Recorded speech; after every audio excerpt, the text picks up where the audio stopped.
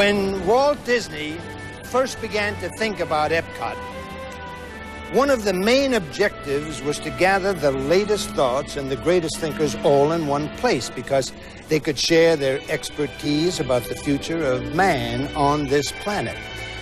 Now, although man does not live by bread alone, it's also very true that he doesn't live very long without it.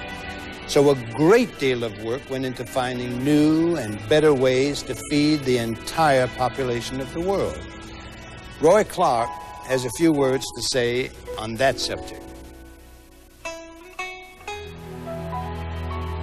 You know, when it comes to food, I'm very particular. I mean, I make it a rule never to eat anything that's still moving.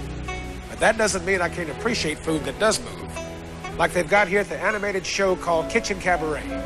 It's sort of a cross between a Las Vegas review and a produce producer's production of A Night of 100 Vegetables.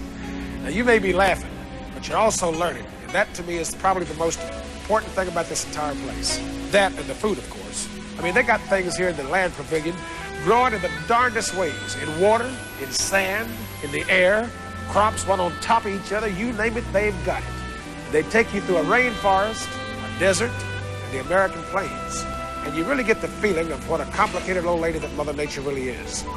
They got a film called Symbiosis, which shows you how dissimilar organisms can live together for mutual advantage and harmony. You must have gotten the idea from watching the guys in my band.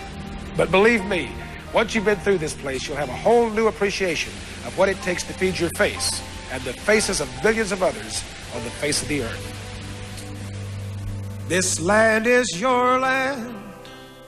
This land is my land. From California to the New York Island, from the Redwood Forest to the Gulf Stream waters. This land was made for you and me. As I was walking that ribbon of highway, I saw above me that endless skyway.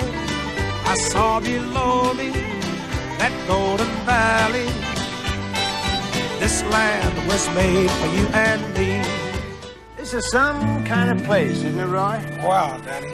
You know, raised in the country on a farm, I thought I'd do a little bit of something about growing things. Yeah. But this beats all.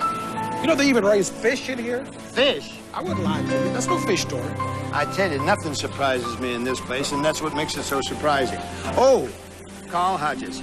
Roy, this is Dr. Carl Hodges. Hi, Roy. He's the Nice to director meet of the Environmental Research Laboratory at the University of Arizona. He is also the principal consultant to the Land Pavilion right here, and one of the most respected scientists in his field, a deep bow. Yes, he already has my respect. What's new, Doc? Well, the most exciting thing that's new are the possibilities that exist today for eliminating starvation and malnutrition on this planet. Did you know that of the thousands of plants that are possible food sources, that we use only 8 to produce about 90% of our food? And really, most of that comes from only 3, wheat, rice, and corn. One of the things we're doing here is broadening the base by looking at new plants. And, you know, the technology exists. Really, all we need is the courage and the innovation and the ability and the will to do it. Same as our business. You know, I don't mean to sound frivolous, but Doc, is there any way that you could maybe grow an olive with a martini in it? Oh, come No, I was just on. kidding. It's not terribly high on our priority, I'm sorry. Carl, thank you very much. It was nice talking to Nice you. talking Nice to you. dishing the dirt with you, I must say. Come we'll back. see you again Come back soon. anytime. Great, Doctor. Okay. Thank you. Bye-bye. Wow. You know, one of the fascinating things about EPCOT, no matter where you turn, interesting things are happening.